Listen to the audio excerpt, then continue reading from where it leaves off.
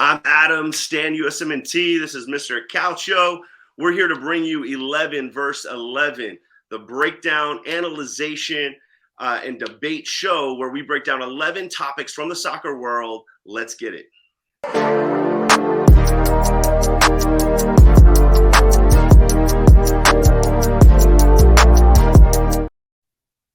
All right, so hey, this is our first show. And hey, Cal, welcome, man. I'm excited to jump in here with you. This is something we've talked about for feels like a couple months now, and I'm really pumped to just be able to jump in, talk some soccer with you every couple weeks, and bring a little bit of a different viewpoint to especially the USMNT world, which can be a pretty narrowly focused place. And I think the thing we've talked about a lot that I'm really excited about, and I'd love your thoughts on this, is just bringing a different perspective than a lot of the other channels who are doing awesome stuff, and a lot of the other podcasts who are doing awesome stuff. But we wanted to bring a little bit of a different perspective to this thing. No, yeah, I agree. And Stan, I love your stuff. But I do think that some of the fans around the world and some of the accounts, there's been a lot of sugarcoating about what's going on with our U.S. players. There's been a lot of discussion that I think isn't debated enough. And I think people are constantly agree, and it's debated on Twitter, but it's not debated enough on video. So I think what you're going to get from me, and I think anyone who interacts with me on Twitter knows, you're going to get the whole truth and nothing but the truth from me, and I'm just not going to hold anything back. So I'm looking forward to talking about these topics, and I'm ready whenever you are. Yeah, man, and I think I totally agree with you with a lot of that, and I think the other thing that I love the idea of is I'm listening to, really good podcasts, Scuffed, and, some really good YouTube channels. I think something that I don't know if they purposefully shy away from it, but I always think there are these incredible kind of debates that'll string out over 2-3 days on Twitter, right? Over on USMNT Twitter. And I love the idea of you and I being able to come on here and bring some of those debates kind of into a live person-to-person talking format, right? And so I think that's something that we're going to be committed to bringing to the listeners of this is we're going to try and bring those, the hot topics, the hot takes, the hot debates, in here and talk about it. And honestly, like, if you've interacted with either of us, I don't think either of us are shy about sharing our opinions, right, even when they cut across the grain, which I have a couple that'll cut across the grain of the norm. And I love the idea that you and I are going to be able to debate some of that stuff, because I know we differ on some stuff. We probably agree on a lot of things as well, but we can also bring in guests from the outside, people who have these opinions that differ from a lot of people. I can't wait to bring some of those people into this format and even debate with them. So I'm excited, man. And before we jump into our first ever 11 topics, USMNT had a game on Saturday, played Bosnia in a friendly. I'd say that the reviews weren't mixed. The reviews were one-sided, and most people seem to think it was a really ugly game. I actually didn't watch it live. I had a chance to rewatch it on Sunday. Actually rewatched a bunch of the events again tonight just to kind of get ready for this. What were your thoughts? Like, what were your thoughts about that? Just the pure soccer element of it. Forget about the other stuff surrounding the lineups. What did you think about the game itself? You mean, listen, I'm not going to be able to hold back, because I was really, sad to see that the performance of the U.S. during that match. I felt bad that this was people are going to hate me saying this, but this was a useless friendly. This was a friendly that could have been used by Berhalter, as well as for us fans to be able to see some of the young kids go out there and really, show themselves, show what they're actually made of, and actually expand the pool. And for me, the worst thing that I saw there were a lot of the players that we argue every day, like Acosta, like Roldan, who came in, played a lot of minutes, didn't play very well. We saw nothing new. Some of the players we really were desperately hoping to see, like Jogo, came in and had a small appearance. People like Caden Clark didn't show up. There were, overall, I was, very underwhelmed by the performance. And to be honest, it's, people were analyzing it back to back. And at the end of the day I think there was nothing to take out of this friendly that I would go back home with and say, hey, here's a player that stood out and really could take somebody's position. All I actually saw were a few players that legitimize what I've been saying for a long time, that they don't deserve to be on the U.S. roster right now. So I didn't find it very entertaining. I thought, Bosnia was a very average team, so we couldn't see any kind of defensive, tactical things out there. We didn't see any real offense. The only thing I got to be honest, the only thing I was happy to see was Jordan Morris being out there after such a long injury, and we can talk about him later on. But that was probably the only thing that I was happy to see. Yeah, I agree with a lot of that. I think actually, what's funny is like watching it back a second time, I think it was actually a better performance than a lot of people gave it credit for, and then I gave it credit for first watch. Because my first watch, I'll be honest, I kind of bored. The whole second half especially was really boring. We just weren't able to go from midfield to attack in any meaningful way. And when we did get it there, our attackers just fell short with their touch, with the connecting pass, with, there was no real ideas in terms of guys making 1v1 moves. And so, when I first watched it, I was so overwhelmed by how boring the second half was that I was like, the whole game was bad. The first half, right, watching it back, I actually thought there were some bright moments, I would say. There were some moments where we had some connections that kind of made sense and that led to obviously some pretty good attacking moments. I think if the Pepe goal goes in at whatever it was, the 10 to 20 mark, whatever that was, it's a little bit of a different game as well. I think the game would have probably opened up a bit more. But listen, like you and I both know, like think about who's playing together, right? On the right side, Lennon and Zimmerman. Have those two guys ever played together, right? On the left side, No. who's our left-sided center back? Kessler, or was it? It was Kessler, yeah. It was Kessler, right? and Zimmerman in the middle. Kessler and Bell on the left. Those guys haven't played together, and we know how important that is, right? The pairing of right and left, the pairing of midfield and front line, the connection between back line to midfield. And you had a lot of guys who just honestly hadn't played very much together, right? You got a few connection points there with guys who have played together, Pepe and Ferreira, Zimmerman and Acosta. But a lot of this is just like throwing stuff out there, right? And so here's my problem, right? We're going to throw out groups of guys who aren't playing well together. We have to collectively as a group, USMNT Twitter, drop our expectations, because if you know soccer, if you've ever played soccer, if you go out randomly, right, if you have a week to train and you go out and play your first ever game with a team, it's going to be a little disjointed. So I personally wasn't looking for this like fluid, like playing style, because my expectations were low, right? That's just not going to happen. But you made a really good point, right? Like, what are we trying to get out of this window, and what were we trying to get out of this friendly? But that's the issue for me. That's actually the issue for me. The issue for me is actually that we could have done two things. You can go in there and have a solid performance and show that you're an organized team, and there was a couple players that have maybe played together and you put together a decent performance, or you play the kids and you have free-flowing football. It's a little bit entertaining and you're getting minutes for some of these guys. I'm thinking of a game, I don't know, 2 years ago when we played like Bolivia's like D team, and Wea scored and Sargent had his first goal. And you know what? No one was expecting anything. No one said, okay, this is our team, right? We knew a lot of people were out. We knew we were playing a crappy competition, but we still enjoyed it. So I think it could have been either one or the other. And unfortunately, when you bring in a player like a Johnny, that I think didn't have a terrible match, and I think, I heard things from Tactical and other, guys out there that said he had a pretty good game. He made some mistakes, but it's like it's hard to, playing alongside other players that he'd never played with, playing alongside a competition that was very, very poor. It was really hard to kind of judge their performance. And not only that, I felt like, are we ever going to see Kessler and Zimmerman play center back together? No. So, there was a lot of confusion. I mean, they're both MLS players. There were some MLS players that weren't called up or just didn't play.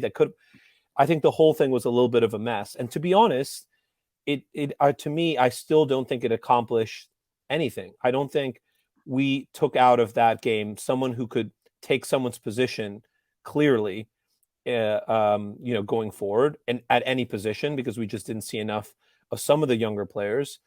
I think some of the players, it caused a little bit of frustration for us fans, because the players who really disappointed were the same players that disappoint us all the time, like Acosta and Roldan.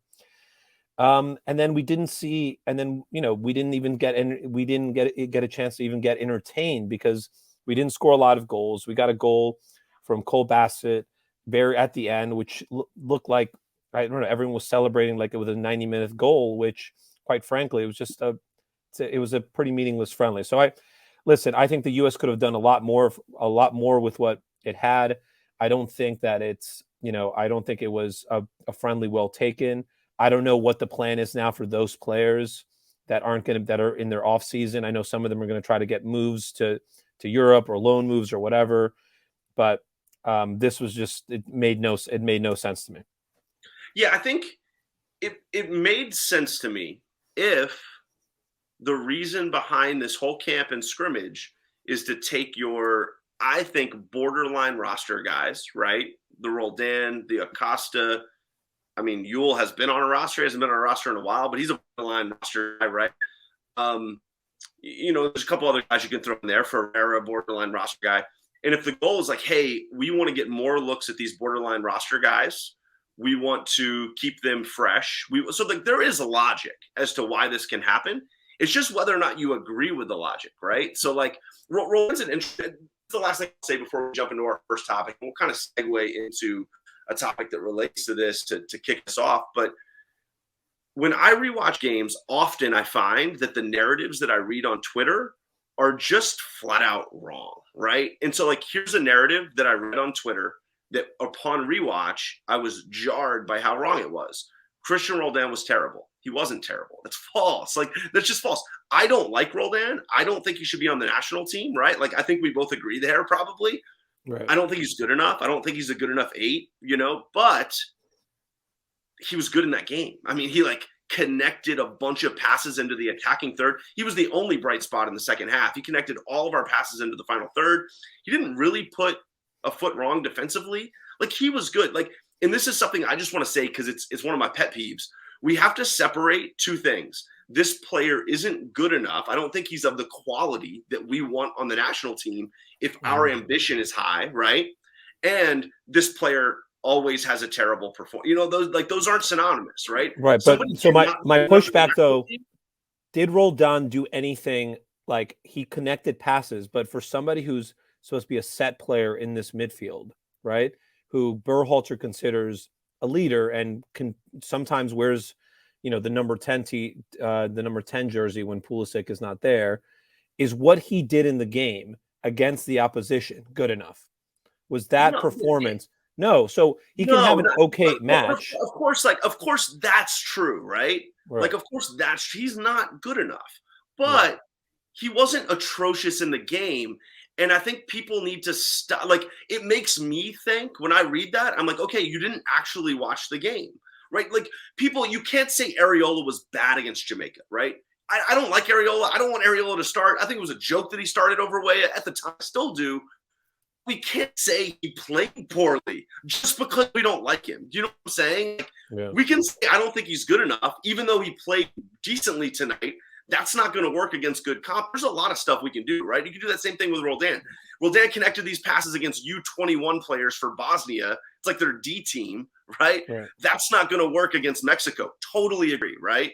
But that's different than he was horrific again tonight. And I just keep hearing a ton of that every game. This guy was horrific. Bello was horrific. Like, I don't like Bello. I wanted to see Jogo start. Bello was horrific. And I just think as a community, we need to, like, stop putting everything into, like, oh, I don't like this player, therefore everything he does at all times I must deem terrible. Like, that's no. I agree with that completely. But I would just say, though, I think that there has to be. I think did they have a terrible game or did they not have a good enough performance? So I would argue that Roldan didn't have a bad game, but playing the position he was playing, for being a more experienced player, for getting that confidence and being constantly called up to the national team, he didn't have a good enough performance in this game to like create any sort of impact. So totally agree. I agree. I think someone like a Bello or even an Acosta, they didn't do very much at all during the game, and I could easily say they just had a terrible match, right? But I've seen Acosta. I thought Acosta had a good match against Mexico in the Nations League final. I think he came off the bench and he actually did his job and had an okay thing, and I'm comfortable saying that. But I always look at like what's the impact that they're doing in this particular game. And even though Roldan connected a few passes, he should. This is the Bosnian under-19 team. He should do that. Did he have any shots on goals? Did he get an assist? Did he, did he do anything that was meaningful? I don't feel like he did. So if he has, right, like better attacking players in front of him, right? If he's making that pass to any of our frontline guys, yeah, like you would look back at that game and be like, wow, he sprung that attack in that moment.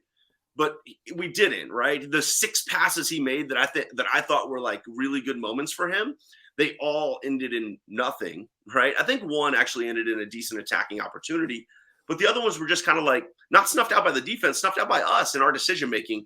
Which, once again, but I agree with you, right? On the whole, I agree with you. Like the thing I want to think about is like, if you just put any average pro in the game, is this guy better than him, right? Could we just literally take anybody, like any average MLS midfielder, throw them in that game, and would they be able to do what Kellen Acosta did against Bosnia's U23 team? Probably. Yes. Like, most, right? Like, and some would play better on any given night, maybe a little worse if it was a bad night. But Acosta was just like the average run-of-the-mill dude. And that was Bello to me too, right? Bello didn't have a bad night. He was fine. He was totally solid, fine, average. But against the opponent, I love the way you put it, against the opponent and what we need out of a national team player against that opponent to show, no, he showed nothing else that I wouldn't expect any solid professional left back to show, right? And the last thing I would say, because I know we want to go into our first topic, is it's also it's also previous performances. So again, Pepe didn't have a great game, but he scored, I think and I think this is what we're going to do in our show. USMT Savant, I think, put something up like our deadliest players are, Jordan Morris, and throughout a couple, Daryl DK and things like that. And, players who have been called up to the national team, but so far scored no goals in qualifying. So when you look at a player like Ricardo Pepe, he scored 2 goals against Jamaica. He scored basically, he had a great performance against El Salvador away. These guys can have their off games because they've performed in the past. Roldan continues to not perform game after game after game. So it's like he's not performing against Mexico. He's not performing against Jamaica. He's not performing against Gold Cup. He's not performing against Bosnia under 19. At a certain point, where do we run out? Where do we say, hey, listen, this guy is never going to perform at the level that we need him to. If he can't do it against Bosnia, he's sure as hell not going to do it against a top team in the World Cup. What's the point? Yeah, and hey, let's segue into topic one. Topic one that we're going to dive into here is going to relate to this, and it's plain and simple. Should Triple G have just played the kids more, right? And I think you kind of touched on it a little bit, and I'll give some of my thoughts on it to kind of build off yours. Like I said, there is arguments for what he did, right? I totally disagree with him. I think, right, what we've seen in the last year or two is we've given a lot of opportunities to 18, 19, and 20-year-olds, right? Because they're the most talented guys in our pool. A lot of those guys are the most talented guys in our pool. And honestly, like some of them have come right in and you're like, whoa, that guy's ready. We know Musa, Pepe, like we can go on and on and on. Gio debuted last year. Wow, he's ready. Boom, slot him in. Now we dude. Some of them have come in and showed, okay, they're not quite ready. But to me, right, we have this massive amount of talent that's 18, 19, and 20, and we still have a bunch. Some of it set on our bench, right? And like we saw Che and we saw Cal and we saw, Clark, in the that youth tournament recently, right? So we got a little peek at them, but like, let's give them a chance with the senior team and let's see what happens. Like, and I don't need them to get a World Cup qualifying cap, but like, to me, this game should have been about in the next year, Caden Clark could become really good, right? We saw Brendan Aronson do this in the last 12 months.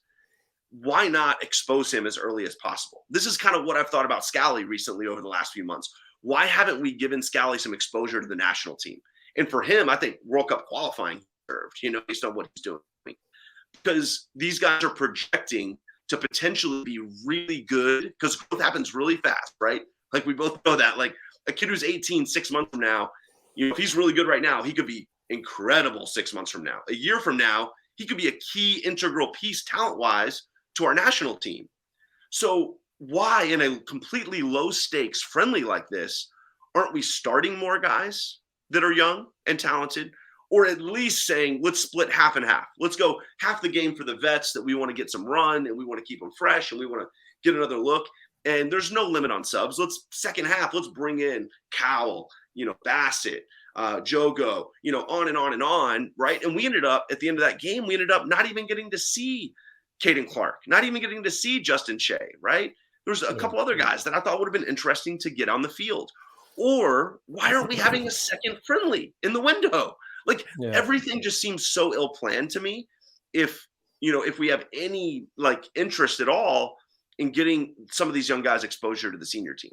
Yeah, I mean, I have to agree with you on this one. And there wasn't really a plan. And I think that was the most disappointing thing to me. And I think Caden Clark might have been rested because he's going to be going to RB Leipzig, and maybe he doesn't want, God forbid he gets injured or something before he heads over there. And who knows about Justin Shea or anyone who's working on a transfer. But listen, I totally agree with you. It was a completely useless friendly, in the sense of if you played whatever team you wanted for the first half and then just put in the kids in the second half, that would have been a lot of better of a plan. In fact, the kids that we did see go on, even for limited minutes, it was fun to see them. It was fun to see Jonathan Gomez there. He put the shot on that led to the goal from Cole Bassett. Brian Reynolds came in, and he's not getting any minutes, and he's a little bit more known in the pool, but we haven't seen him play in God knows how long.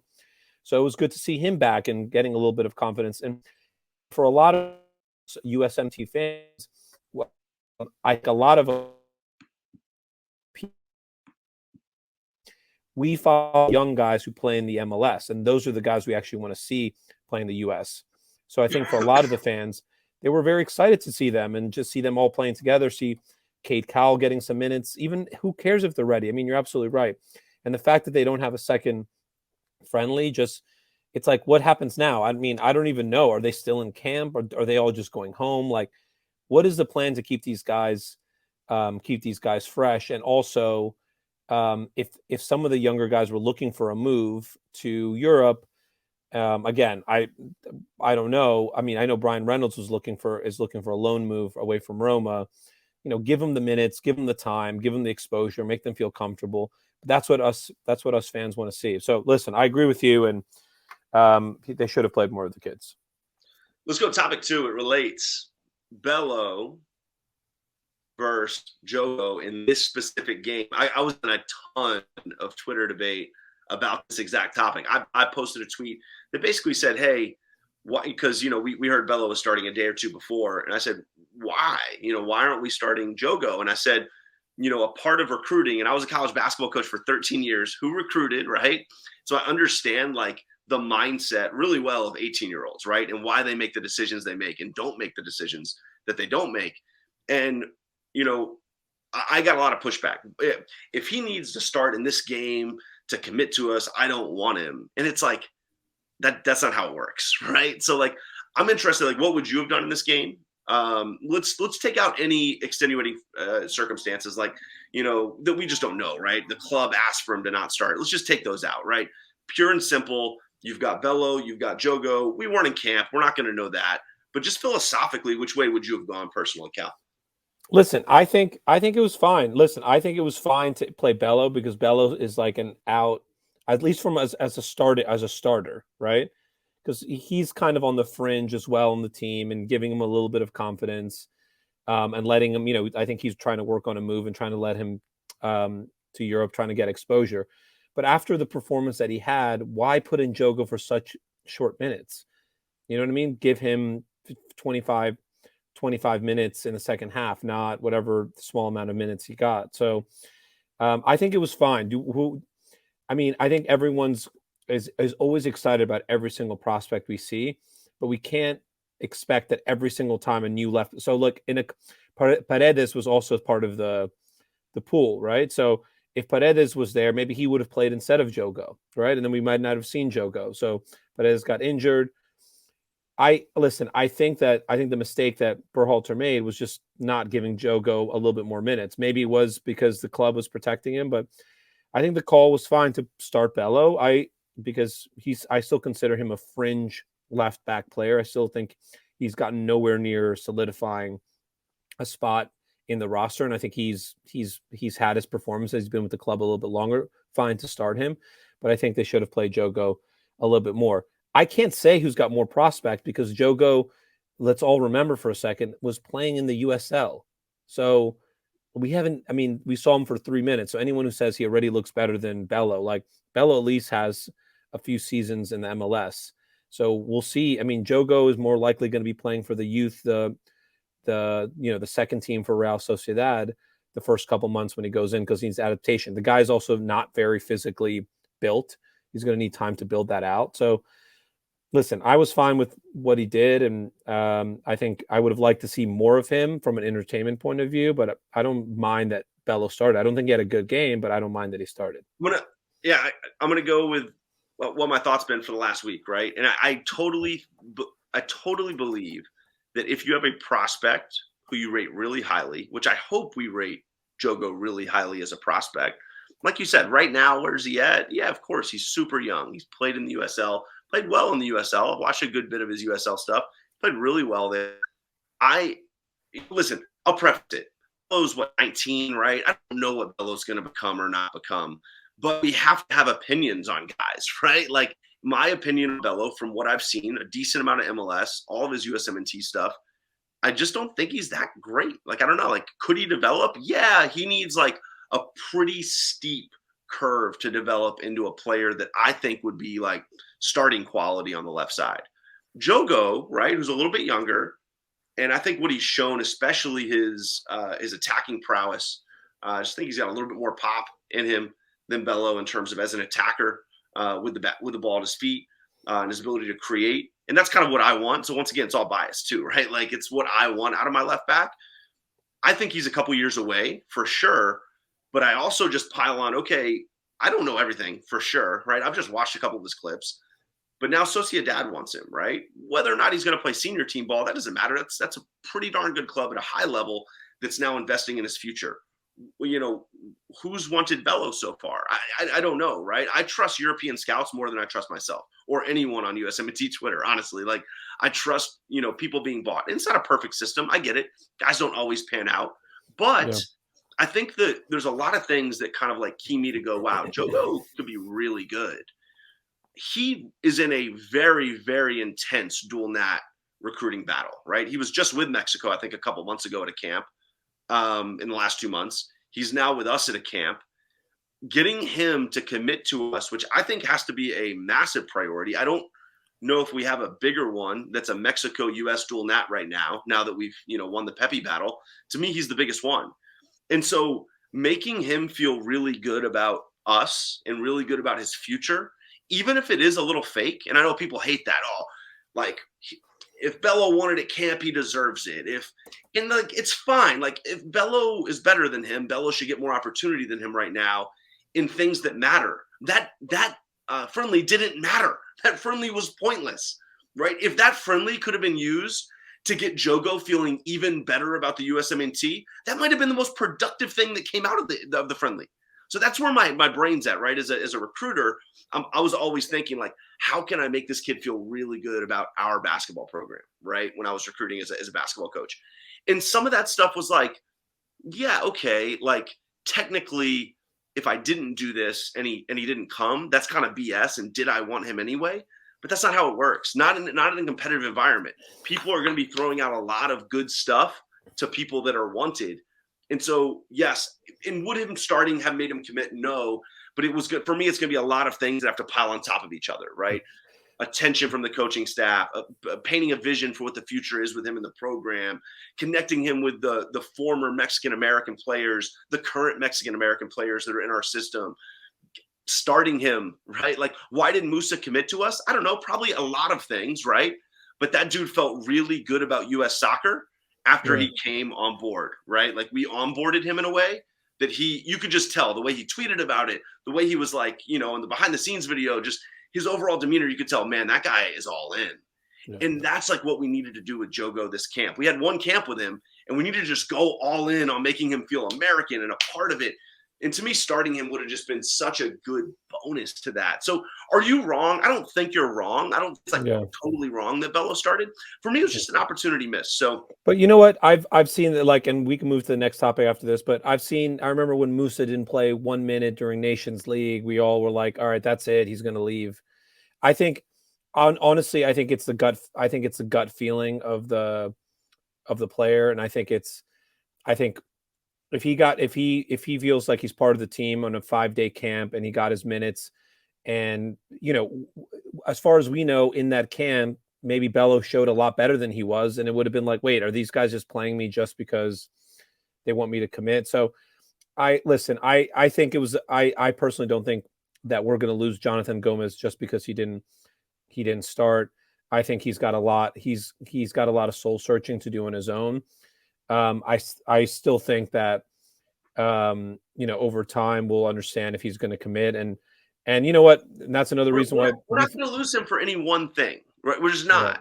It's going to be a compilation of things, right? And to me, this opportunity to start him, right, to just kind of, there's no way Bello I'm sorry, there's no way Bello drastically outplayed him at camp. There's just no way. I'm just saying I don't know. Who knows? I'm saying who knows? That's what a lot of people will pitch. I just don't believe that. Like, yes, if Bello totally outclassed him all camp, maybe, but like, I just don't think, like, I don't know. We saw, there's also, like, listen, there's on him, made a little impact. I mean, he didn't have enough minutes to really show us what he does. But there's also players that play well in training and then do bad in the practice matches and stuff like that. And I mean, whatever. I agree. It could have gone either way. They could have 100% started him, and it would have been a nice gesture for him. And they got to at least play. You said it. They got to at least play him 30. They should have given him more minutes. That's my only thing. Gets a lot of the same stuff done, right? Yeah, and it's easier to come in if you start. There's a lot of emotion around if you would have made a mistake or something. Or I mean, listen, I don't know. I'm not the coach, and obviously we don't know what's going in the camp. There's other things to consider about demoralizing other players and saying, "Hey, Bello, you're going to sit out for a guy who's not getting his first cap." So there's a lot of factors on it, but I do agree with you. There could have been more minutes at least given to him if he didn't start.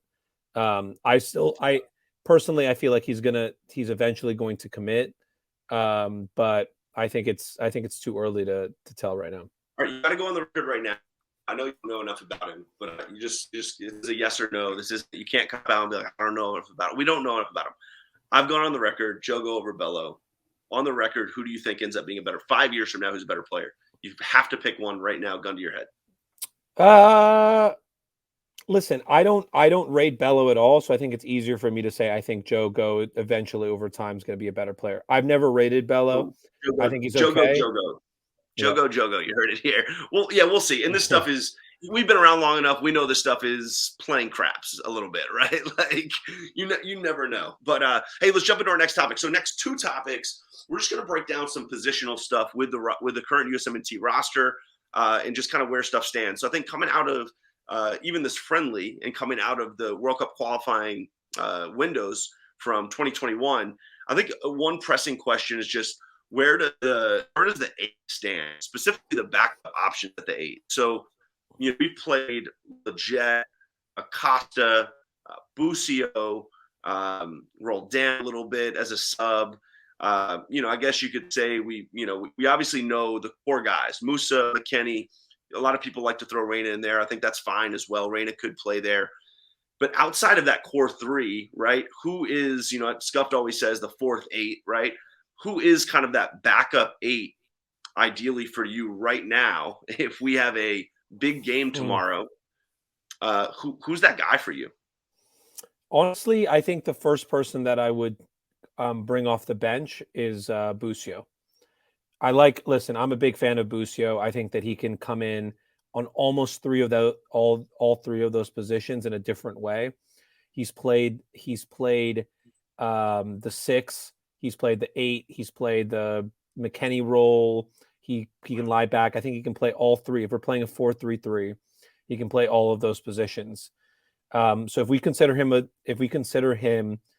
for all those positions, I think he's your first 8 off the bench. I'm not quite. I haven't bought into Reina yet because I think we haven't seen him yet coming into that position, into the 8 as well. I'd love to include him there, and I'd rather have him over Leggett and Acosta for sure.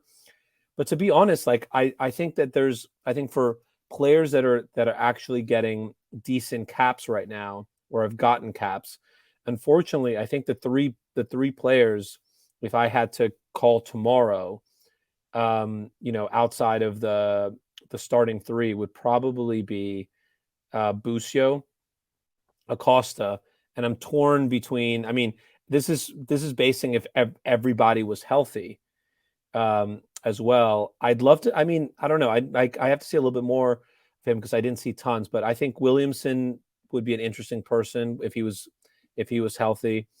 I know we saw very little of Cole Bassett. I think he's someone that I would like to see a few more games in the midfield.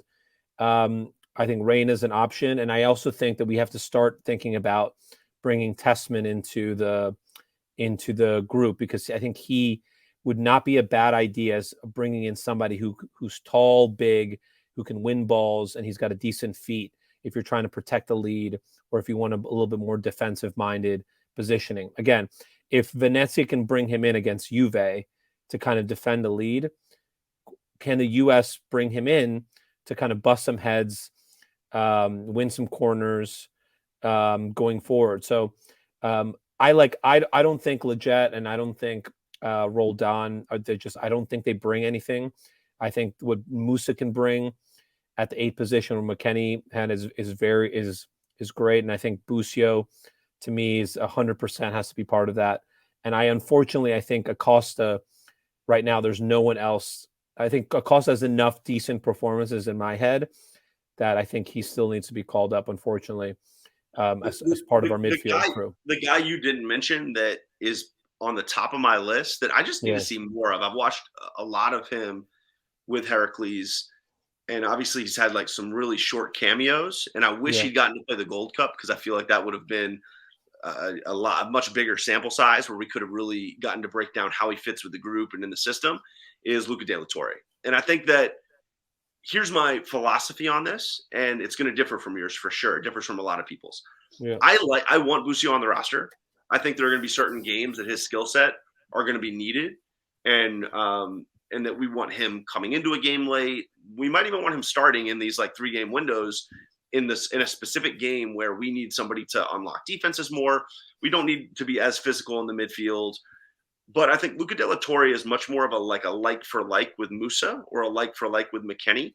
And I think there are a lot of times when subbing that you just need to kind of go like for like, and you need to not mess the midfield up, but mix the midfield up in terms of playing style in a way that all of a sudden it becomes harder for other guys to like interact with it. And I think at time when we've seen Busio perform for the USMNT well, so far, in my opinion, it hasn't been against great comp. I think when he's performed against good comp, he's been fine. Like he's been pretty average, just being honest. Well, I don't think he's played against any good competition yet. Period, though. What was the last game he played in? Last window? I would say like the last good game the last decent amount of minutes he had. I think he came off the bench against Jamaica, which obviously is not a great team, but it was a World Cup qualifying match, and I think he did well. He didn't have the best Gold Cup. I think he came in okay. So when I say good comp, I actually just mean like octagonal comp, right? Like not or Gold Cup comp. I just mean like solid octagon, like what we need from him, right? Like solid World Cup qualifying, a team we need. Well, I thought he came in great against Jamaica. I thought he came in great against Jamaica. Man, I thought he was just okay against Jamaica. And I watched back all of his stuff a bunch. Like I just didn't. He was fine, right? Like once again, he was fine, but like he didn't really make a positive impact on that game in a way that was like, wow. He did what he does, right? Yeah. Connected passes. He was fine. He wasn't overwhelmed physically, but he wasn't like. Wait, now you're doing the Roldan thing. Now you're saying he didn't do. Well, it wasn't against Bosnia though.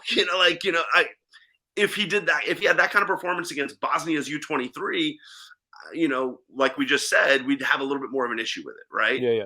I think a good Jamaica team with like that Jamaica team, if they had those guys, together, through the first couple windows, they'd be in the hunt for top four Yeah, right now, dude. right? And that's why, listen, that's why I think I have to admit that like we have to look at the types. I'm looking also at the types of players that we're seeing all the time, right? So Busio, and this is unfortunately due to the fact that a lot of these players young, Busio, along with a small amount of players, are playing in top 5 leagues and playing every single game. Busio's literally playing every single game, and most of those games even 90 minutes. And we've got to give credit to that because it brings consistency. And I think listen, there's going to be an eventuality when one of those guys when Adams is going to be injured, or Moose is going to be injured, or someone gets injured during the game and he can come in. And right now, I would rather Busio come off the bench than Acosta. That's me right now. I think Luca De La Torre has great potential. I want to see him against a more At physical. the 6, Busio over Acosta? I think if I right now, I would love to see Busio in a 6. I don't think he's been tried thus far for the U.S. I think maybe in the Gold Cup, but recently with maybe a McKennie and a Musa on the side, I don't think he's played that position. When he came in against Jamaica, he came in and played as like an 8 and kind of like a double pivot with Adams, and I actually think I personally thought he looked really good during that time. I'd love to relook at the tape, but I remember him playing well. But I'm saying as a midfield option, I would love to the first player I would take off the bench coming off my midfield, considering if we consider Reina still a forward, would probably be Busio.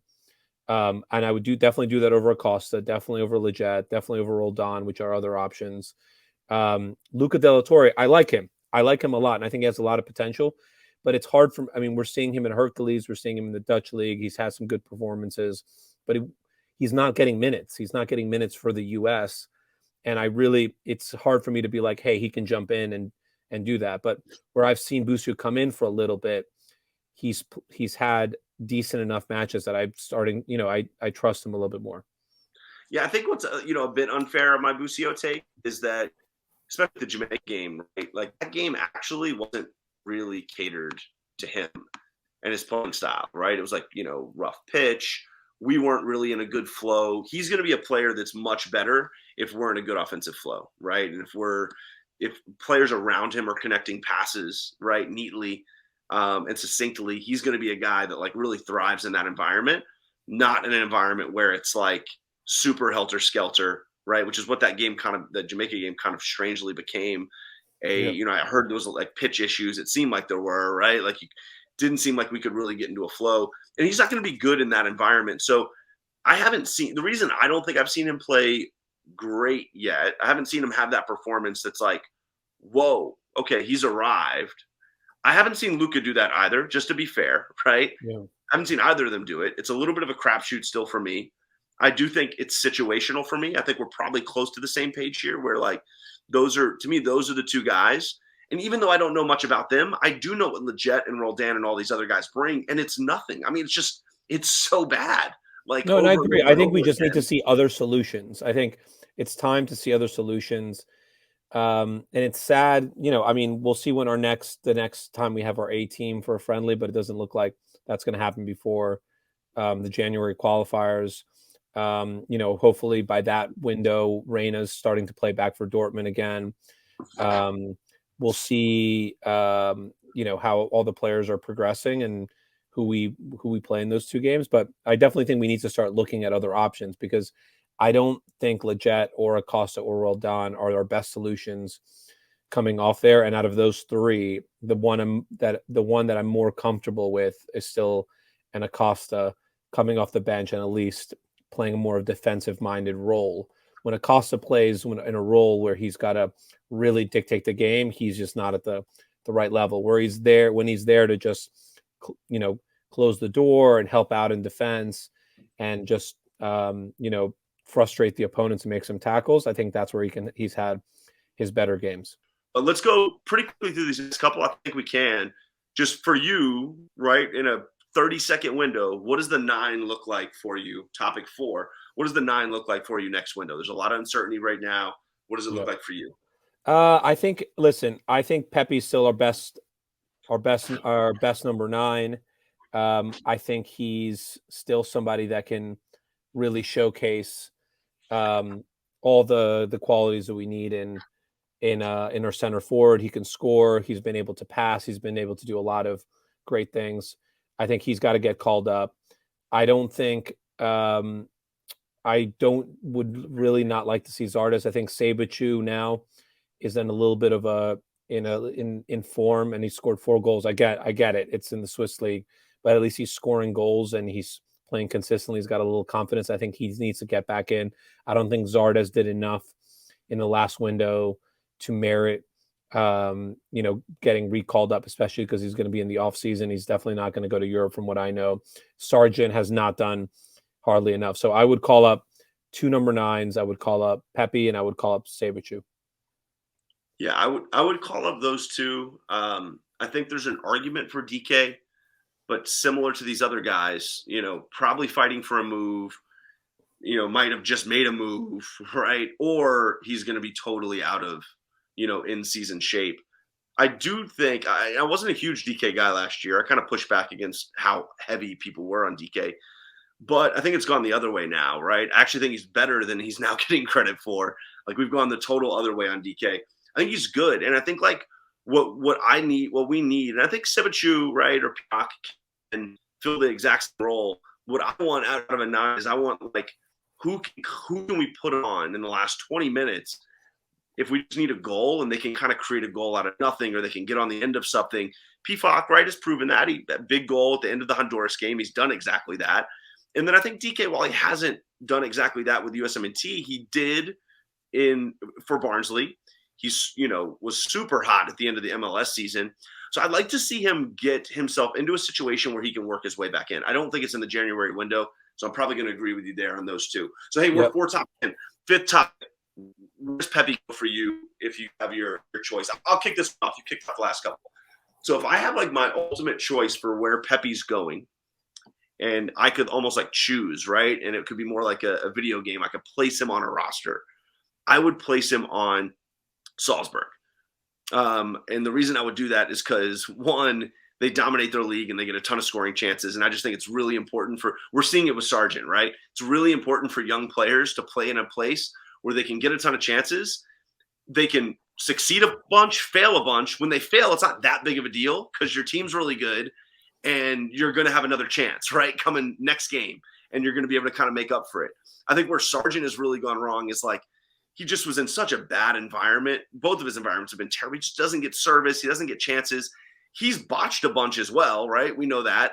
But then, like, he doesn't get another chance for 3 games. And that's a long time to think about it, right? And there's a lot of pressure, especially when you're in those relegation battles. There's a lot of pressure to, like, score every opportunity you get. And I feel like it's been this downward spiral for Sargent. I don't want Pepe in that kind of environment. I don't want him in a top 5 league in the bottom third. I don't think he's ready for the top third. So maybe there's an argument for like a middle third Bundesliga, a middle third, La Liga team. That's not optimal for me. What's optimal for me is like top of a lower level league in Europe for a Champions League or at least Europa League type club where he can just build a ton of confidence. So Salzburg's my destination. What do you got? Yeah. No, I actually have to 100% agree with you. I think mid-table, top 5 league. I'm thinking, I'm biased with Italy, but I would think like a Sampdoria or, a team like that, or an Udinese. I think he would do really well there, where he would get minutes. He would fight still with another center forward who's probably going to be starting in front of him. Or he goes to, the situation that Sabachu's in, like he goes to a league like the Swiss league. He plays for one of the top 2 teams. And he's scoring goals and he's getting lots of confidence and he's working his way into his next move. I think what the last thing that we want is Pepe going into, the World Cup year, not playing or being low on confidence. Because to me, he's somebody who's about 95%, 99% locked into this squad, right? I think he's merited that. I think he's got the fame. He's got people who love him. He's the right type of forward. He's got a lot of potential. He's going to Qatar if he's healthy, but we need him to go into that tournament healthy, but with full of confidence and playing minutes. So I agree. I think definitely mid-table top 5 league or top 2 teams in the lower league, Belgium, Holland, Yeah. Swiss League, something like that. Totally aligned. So let's keep rolling with some of the transfer stuff with the January window, coming really soon. Last year was an awesome window for the USMNT. We had a bunch of guys go MLS to some really good spots in Europe. We know a bunch that are already kind of committed to go. We've talked about a couple, Joe Go, Caden Clark, right? A couple of these guys we already know are going. But I want to go a little bit different. I want to go with some of the bigger, higher profile guys, specifically Captain America, Mr. Pulisic himself, right? Oh, I love this topic. Yeah, like, should he leave? And I don't. It probably won't happen the January window. Just being honest, right? But I think it's a great time to talk about it, right? Yeah. If you're him, if you're in his camp, if you're one of his advisors, managers, agent, what advice are you giving him? Dude, this is the easiest decision actually ever. Christian Pulisic 100% has to leave Chelsea. The beauty of it is last year he won the Champions League, right? He got his games. He scored a goal in the semifinal. He almost scored. He played in the final and he won. He's got the silverware there. Now he's not really playing. I know he's been injured, but he's considered as a third string forward when everybody's healthy. Havertz is pretty locked in. Werner's even locked in, and Mount are locked in. The first people that are coming off the bench, if they're not starting, it's Lukaku, right? There's Ziyech. Hudson-Odoi is even getting preferred over him in some games. And, these past performances where he's been playing in this kind of false nine center forward type of position, I don't know, whatever you want to call it, he hasn't been performed. So, Tuchel's going to have a very easy decision to sit him when everybody's simple. So if I was his advisor, I'd say, hey, listen, you've won big silverware. You won the biggest club competition for the club and European thing. You're going to be fighting for the Premier League. Stick it out for this season. See what you can do. I don't think that Chelsea will actually win either this season. Personally, I think last year was a great season. I don't think they'll win anything. And I'm going to say this summer, get some suitors and go to a team. And I would say, and listen, people are going to hate this. If he can get to a Champions League team that's whatever, I'm going to say Liverpool, but I think it's going to be hard to see him in the Premier League again. But if he goes to a team like a Real Madrid or a Bayern Munich or an AC Milan, and I'm saying the teams that are most likely going to finish in Champions League spots, or if not even potentially win the league, right? I think those are decent destinations. But I also think a team that's even in the, one level down, right? That's fighting for fourth, that's potentially in the Europa League where he can really be the star and help that team get into the Champions League, right? I don't think those are bad moves because I'm think going to interject real quickly. Look at like Chucky at Napoli, right? Chucky Lozano.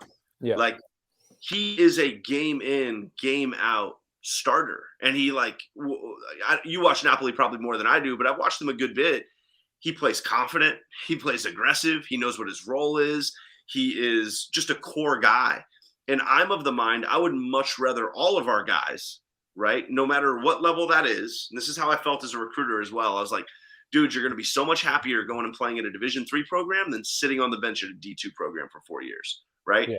It's even more, and you're going to develop more, obviously, because you're actually on the court playing. You're on the field playing.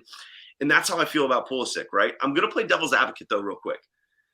And this isn't really what I believe, but I'm just going to play devil's advocate because I think this is an interesting component of this argument.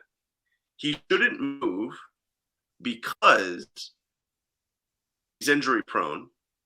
And if he's just kind of a backup at Chelsea, he's going to get enough high level playing time off the bench, rotating in. It's not like he doesn't play, right? He plays to stay in form and stay fit. But we get him healthy for the World Cup. What are your thoughts to that? I've heard a lot of people throw that argument out. Yeah, but like he's on and off. He's injury prone, and part of being injury prone is not playing a lot of minutes, and it's always going to be a risk, right? I mean, he can play one match with the USMNT and get injured, right? His first match, and then we lose him for the rest of the World Cup. He could play one match. But limited exposure. But am I devil's advocate? We're limiting exposure. No, I get it. I get it. But I still think even with limited exposure, he still has. I think he still has the. I understand maybe the odds are a little bit lower, but they're low for sure. But I still think that we might get him healthy and make sure he's not injured before the World Cup. But I think we're not gonna get the best Christian Pulisic going into the World Cup. I think if he's playing at a club like you said, a Napoli, and I don't think, I think Napoli would be an interesting place, but even a team like Roma, and again, I'm not saying it just because it's Italian, or Leicester City, I don't know, whatever, a team that's fighting for fourth or somewhere where he's going to be the star player there, and they're playing through him, and they want, the fans are excited about him. Like Chelsea fans are 50-50 on him. There's not any excitement about him. The players aren't looking for him with the ball, where he's the man and he can really demand the ball. If he's that player and he has that more confidence when he's with the US, I think we're all going to benefit from him coming to the World Cup. Because to be honest, we've had him, and he was great when he came in against Mexico, and he was a great impact player. But outside of the goal, and if you look at all his other performances for the US in the octagon, I wouldn't go and say he's been incredible for the US. Take that goal away that he scored against Mexico, which was a great goal. Yeah. It was an important goal, and it was great positioning and everything.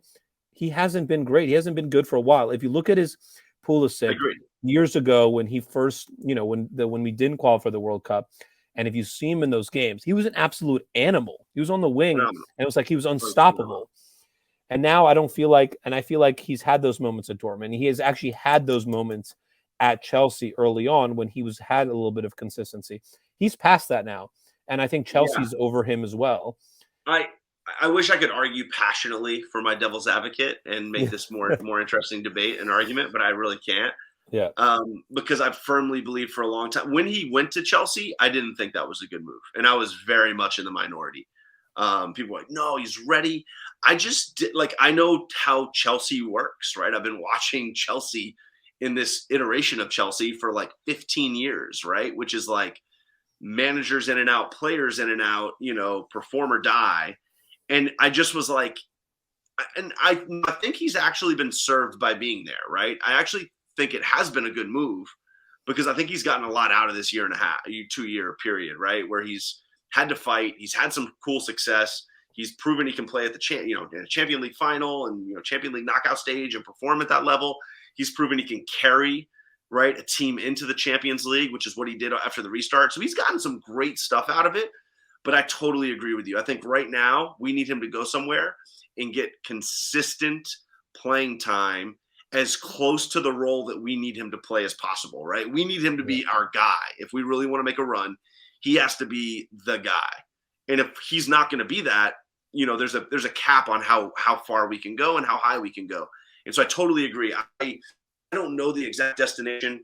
I thought it was kind of like a Leicester Everton if it was Premier League, or a Napoli Roma. I thought that those exact couple clubs. I thought AC Milan a couple years ago. I thought that would have been an interesting spot for him, as they were kind of investing and building up their roster.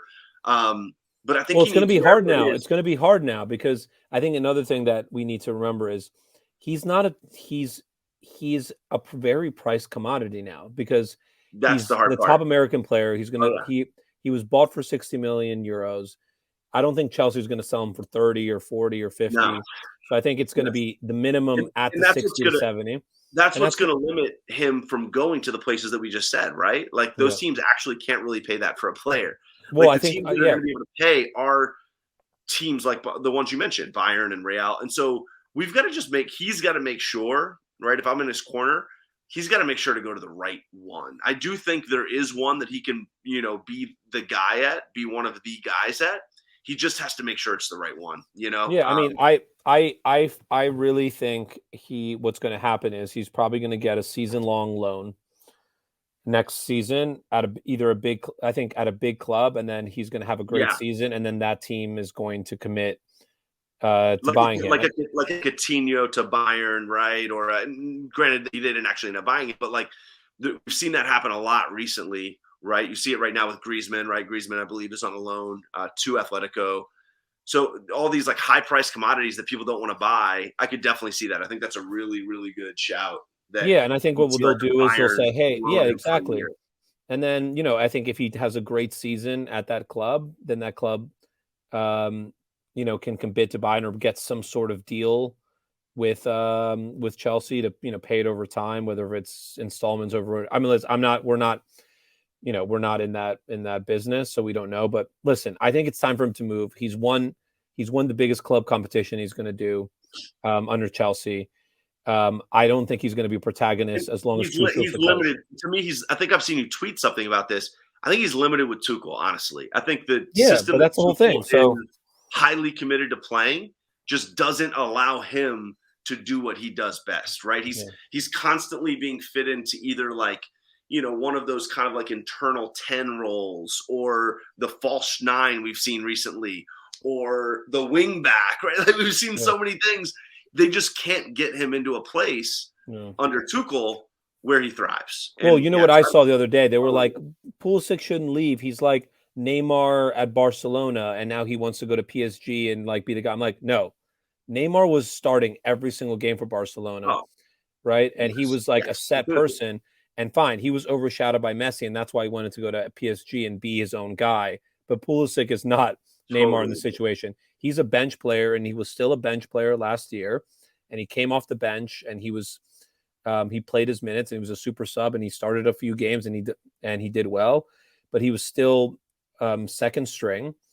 But he won the Champions League, so now it's time for a move for him, and that's the first thing I would tell him to do. Think about what you're going to do next summer. Topic 7. This is a yes or no question. We can expand after. Yes or no, is Miles Robinson a good enough player for a top 5 European league? Yes or no? I say my answer is yes, but yes. not. Hold on. You're yes. I'm a no, and I'll explain it. It's not like a total no, but it's a no. I want you to explain your yes, though. I think he's yes, but is he ready for a top team in the top 5 league? No. I think he's ready to go to a mid-table team at a top 5 league. I think he could work his way in and learn some improve his technical abilities. I think he would go and start. I mean, listen, if Mark McKenzie can go and start in Belgium, so Miles Robinson is going to be able to do that. So I think he can be somebody who starts on the bench at a mid-table club in Germany, a mid-table club in Italy, a mid-table club in Spain. For God's sakes, if the guy who plays for Alaves, what's his name? Who used to be Miazga.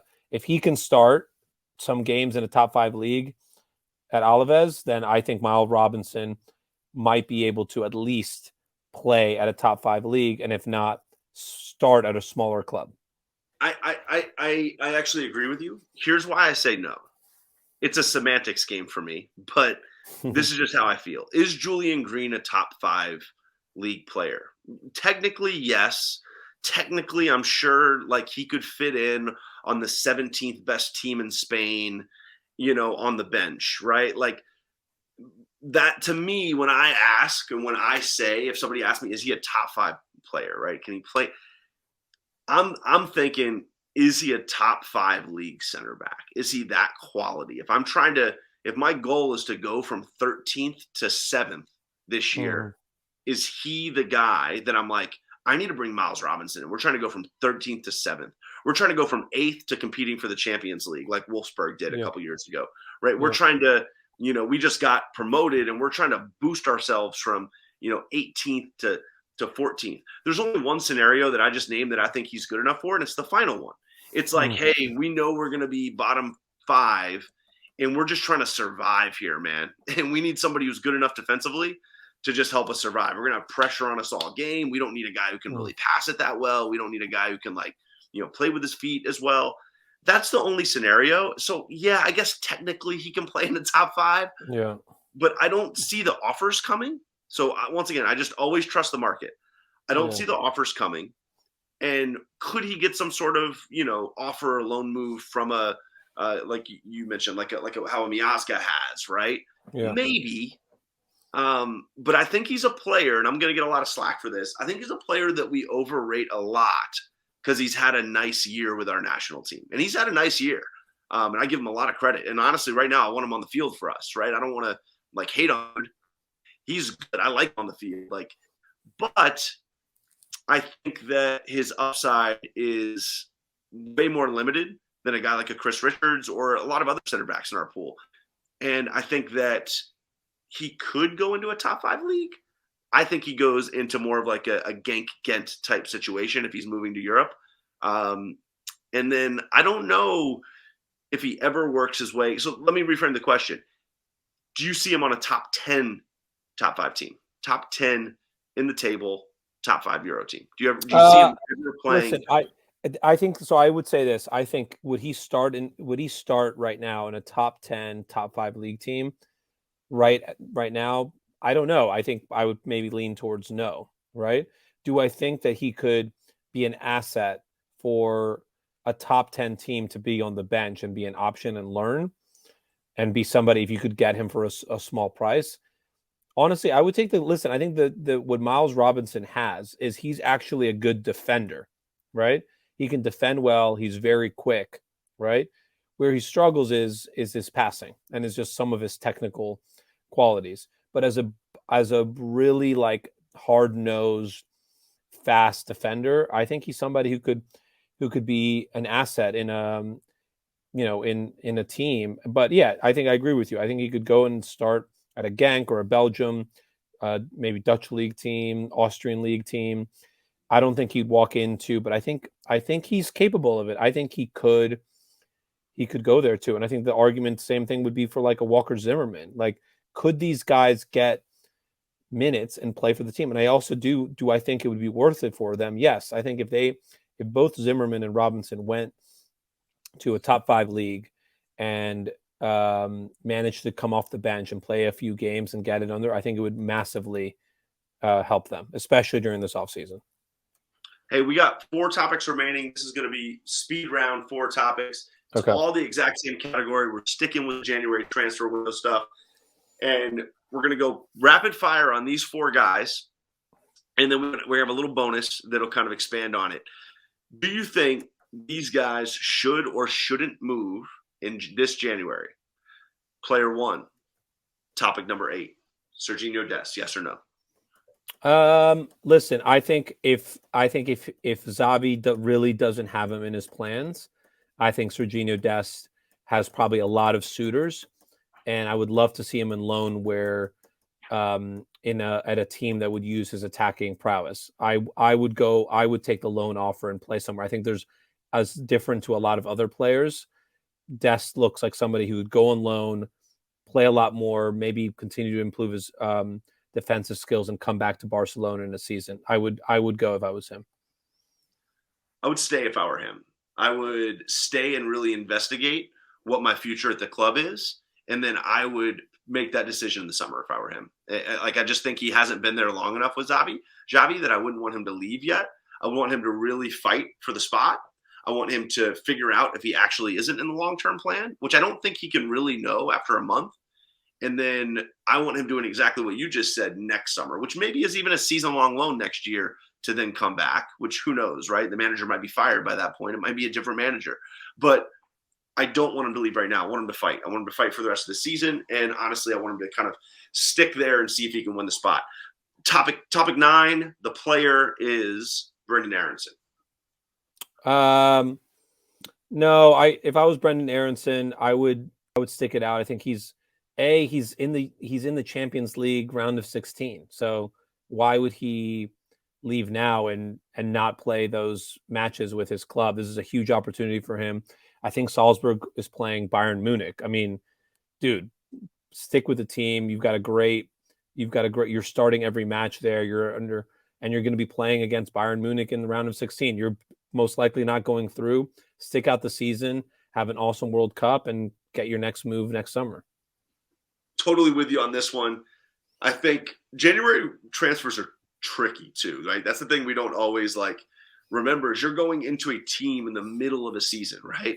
And so I think we both probably believe, most people do, that his next optimal move is up. His next optimal move is into a higher level that's going to be tougher on him. And I think not having a preseason at that next level up is really challenging. I think trying to just integrate in the middle of a year can be really tricky. And so I like the reasons you gave. My primary reason is I just want him to go in the summer. I think that's when he should make his next move. Yeah. I don't think it should be a winter window move. Well, let's also remember in this summer, when the transfer window happens, the World Cup's going to be that winter. So it's going to be tricky as well what happens this coming summer, because if you're making a move in June or July, August, right? That's only like 3 months before the 3, 4 months before the squad's going to be announced and you're going to go to the World Cup. So you better be sure you're playing. So Yeah. there's a lot of decisions to be made, but I think Aronson's an easier one because it's like he's got a good spot. The team's competitive. It's playing in the Champions League, and what's it called? He can, with calm, pick his move if he decides to next summer. But for right now, for January, he should definitely stay put. Topic 10, the next player on the list. I'll kick this one off. Eunice Musa. I think Eunice Musa should go. I think he should go on a loan right now. I think that he's young. I think that they're not really playing him as much as I think he needs to be played. I think it was totally fine last year, right, at 18. I think this year they're not playing him anymore. And they kind of refuse to play him in the spot that he needs to develop at, right? I think he considers himself a middle of the pitch player. We consider him a middle of the pitch player. You know, most people who know him consider him a middle of the pitch player. And right, they don't. So I think he needs to get a loan down. I think down is fine. I think finding a place that's just invested in saying, you know what, we need help in the middle of the park. We need a box to box type guy. We need it for the next 5 months. You know, maybe it's to, you know, help us move up from a second division. Maybe it's to help us, you know, secure a spot in, in a Europa League situation. I don't know. I don't know the perfect spot, but I think we need him to go somewhere and just like, similar to what you said about Pulisic, right? Except more in the short term. Yeah. I need Eunice Musa to go do something for the next 6 months where he can be like the dude in the middle of the park, one of the dudes in the middle of the park. I think this is where, remember, the January window for me is, if you're not in the coach's plan, that was my point about Dest, then you should go, right? If you need to fight for minutes, but you're getting minutes like Dest is, you can say, I think it's an option. But I think for Musa, he's not getting enough minutes. I do think Valencia like cares about him as a player. So I think this is as easy as just going on loan in Spain at a smaller club that's going to guarantee you a lot of minutes. And then you go back to Valencia next season. I think he's an underrated prospect, and I think he's going to be an incredible midfielder. Just like the stuff he does, how quick he is, how fast he is, and still how young he is. I think he's underrated within our pool about just like how good he's going to be.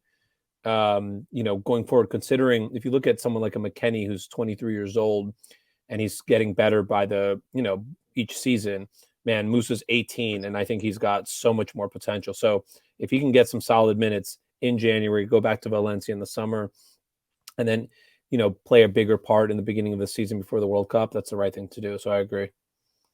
Yeah, and then our last one, our 11th topic, last guy we're going to talk about. I think this guy's tricky, and I think you're going to have some thoughts on him. But there's a lot of talk out there about some destinations for him, mainly because I think the club needs money. Weston McKennie.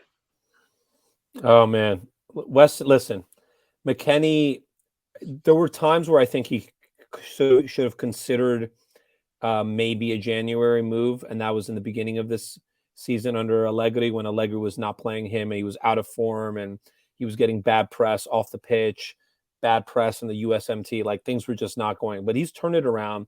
He's looking great. And not only that, but I feel like Juve now, he's probably I wouldn't say a locked-in starter, because I feel like at a team like Juve, you can never be a locked-in starter unless you're a certain few. And also, but he's somebody who's always going to get minutes. He's so versatile. Again, Juve's playing in round of 16 clash and in a very winnable game. They've messed it up before, but they didn't have Allegri as a coach who's a true winner that can grind out results. They're only 4 points from fourth place now, because Atlanta tripped up and they've won, almost 4 of their last 6 games. And like I said, I think that this window, they're going to sell 2 midfielders. It's not going to be McKennie, because it would just make no sense to sell a McKennie, someone, fine, you can get some money for. But also, if you're Weston McKennie, the places that he's being accosted with are Leeds United, Newcastle. Like, these teams are just, they're not in a good place at all. Newcastle's in a relegation zone. I don't care how much money, but if you're going to go from playing top 5 league and fighting for 4th place and being in a prestigious club like Juve and have a chance to get through in the round of 16, you absolutely cannot leave. And the club's trusting him. The fans love him. They really are starting to get behind him, and he's improving exactly where he was lacking. He was a player similar to a few others in the U.S., needed to work a little bit on his ball possession and technical, and that has improved in miles. I think where he needs to improve, and I said this today in a post, is now his final ball. I think he can give good balls, but sometimes when he's got a chance to shoot or maybe pass it off kind of at like that attacking midfielder, I think he's still missing that. I saw him today against Cagliari when he messed up. But off the ball, he's great defensively. The Juve team likes him. It just makes no sense to move in the January move. Let's see where you are in June. Let's see what sort of reinforcements Juventus bring in the midfield, which is they're definitely going to be doing. Let's see if he still gets minutes. I think if he's not playing by the end of the season, I think Juve might consider him as like a player they're willing to sacrifice for some money. But I think right now there's no way they're going to sell him in January anyways. And there are other players like Artur, like Bentancur, like Ramsey for sure that they're going to send away. Yeah, I think it's such a good case study in how fickle media fans are, right? Like he was middle of the season last year, around this time last year, a little after, right? He was like beloved. It seemed it was going to be like the mayor of Turin for the rest of his life. Like it literally was like, wow, this guy is going to be there for like 15 years and be like one of the most loved players ever. And then all of a sudden, like 5 months later, it's like, we hate him, move him, he's worse. He could go West McKinney, terrible. And, a million things pop up from September and October, mostly from Juve fans. And then now all of a sudden it's turned back the other way. I see like a lot of the Juve fan posts now that are like, wow, guys become indispensable again. And so it's a really funny world, right? Soccer's like that. Like if Pulisic has a great run of form for the next 2 months, Chelsea Twitter is going to be like, I told you he was amazing, right? After bashing the guy for 5 straight months. So it's just a funny one to me. I don't know. I definitely I thought he should, potentially think about a move early in the year. I've never really fully bought into the move for him. I still like him. I still am hanging on to this like mayor of Turin thing that I have for him. Where like, could we have like one of the most like beloved, long time? Now he needs to get better to make this happen. 10+ year Juve guys be an American, a career Juve guy be an American who just like got people fall in love with there because of how gritty he is and how hard how charismatic he's a charismatic. Like he was great on that. On the All or Nothing. Like yes, I think you always have to perform on the field, but if you bring a character, he's obviously marketable, and he's playing good football, and no one on the team has the physical and athletic ability that he has in the midfield. He brings something different. He's got a lot of energy. He's got to improve, but he's getting minutes, and he's right now sitting other players. Long term that I want you to answer for me. Yeah. Can what I just described actually happen though? Like, are they really going to be bought in to an American midfielder when there's, obviously we know they're buying power. They're going to have the power to go buy and buy and buy. We already saw that this last transfer window. Are they not going to like replace him with a more technical guy, with somebody who, kind of fits the, I think, Italian mold a little bit more? Like, are they not going to do that at some point? That's my worry. I think the type of player that they want to buy, though, right now is somebody who is great on the ball, that can receive the ball, and that can progress the pitch up. I don't think the position that they're looking at right now is someone who's going to directly replace Weston McKennie. Yeah, I think. What about for the long term? Like, because that's like the question is like, is he actually going to be, even if he's good enough? Are they going to lock him in? Is it going to be like, yeah, this is one of our guys? I think, it depends on his performances. He's got to, he's got to score 5 to 10 goals a season. If he can score, remember Allegri told him at the beginning of the season, you have to score 10 goals.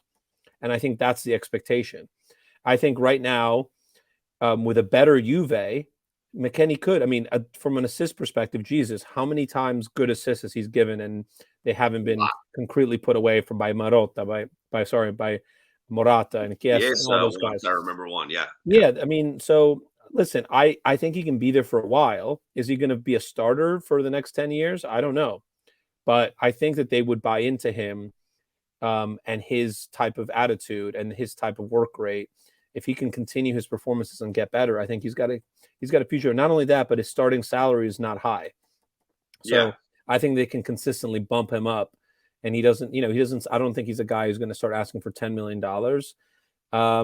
And I also think that I think at Juve he can become. I think the club is always going to be big enough, and he can become a superstar there. And he's got the nickname Big Mac. Like they've got everything that they need for him there.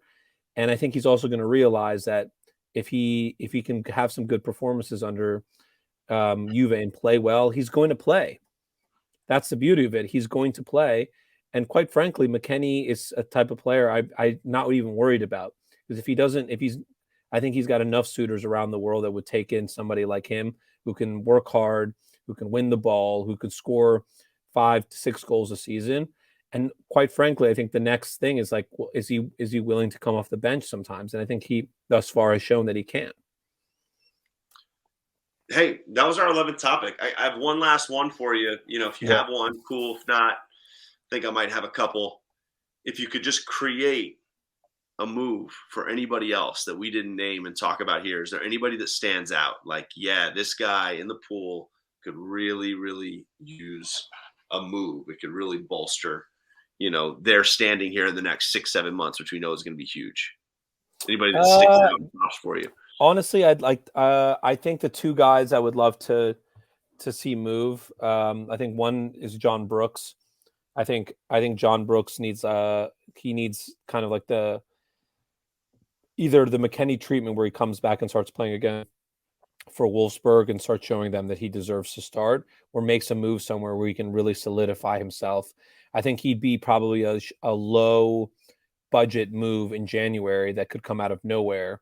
Then we might be surprised where John Brooks goes to maybe even a better team and starts off the bench, but maybe gets some minutes there. I'd love to see John Brooks go somewhere. And then listen, I think honestly, if I really could make a move magically happen, I'd love to see Pulisic even in January go somewhere else so we can start seeing him playing some serious minutes. I wouldn't suggest it. I would love to see it. I wouldn't suggest it because I feel like he should ride it out till June. But if I was, if I had everything my way, I'd love to see Pulisic at like Bayern the next half of the season, or playing at AC Milan the next season, and then go back to Chelsea and just show what he can do. Because right now it's hard because he's healthy, right? He can play, and he's just like he's not being used correctly. And I think when everyone's going to be healthy at Chelsea, he's going to be back on the bench and playing sparingly. My two I'm going to go to my position that I played through high school, are the two keeps. I want to see both of our keeps move. I want to see Stefan get to a spot where he can play and get in games. We need that dude to get game time immediately, ASAP. Like, we just need it. And then the other one's Turner. I think the Revs is a good spot for him and has been a good spot. But I think he's at the point of his career. He's, pretty old. He's right in late 20s. He needs to go challenge himself, right? He needs to find a place that'll be bought into him. I don't care if it's what level it is, but I think he just needs to get out of his comfort zone. I think that the way that he's actually going to get better, he's talked about wanting to improve his feet, right? I saw like a post a couple weeks ago where he was talking about Ederson, right? Kind of was like, I want what he has, which is like a funny post, right? Because he'll never have what he has. But I got what he was saying, right? Like, he wants to improve with his feet. That's just not going to happen when you're in your comfort zone. It just isn't. Like, you're never in your comfort zone going to expand as much as you are when you get to a place that's outside of your comfort zone. So I want to see both of our keepers get to a spot, and even that's a good shout. Ethan Horvath. Like, I want to see our keepers in good spots where they're playing a lot and they're being challenged. I think that's going to be really good for us. So, hey man, this has been a ton of fun. First ever episode, 11v11. I'm Stan USMNT. Adam, that's my man, Mr. Calcio. Pronounce it for me, Italian. Give me some Italian. Mr. Calcio. Calcio. I'm just going to call him Cal, man. My man, Mr. Cal. This has been a blast. It's been awesome. Yeah, make sure and be on the lookout. We're gonna be trying to throw some of these out every couple weeks, and as big stuff happens, we're gonna try and respond to it. But hey, been a ton of fun, and catch you on the next one, Yeah, man. and I would say for anybody who's out there and listens to this, if you want to be part of the show and you want to debate with us and you just want to talk and give your real thoughts, give us a shout. We'd love to hear what you have to think, and look forward to seeing you guys soon. All right, we're out. See ya.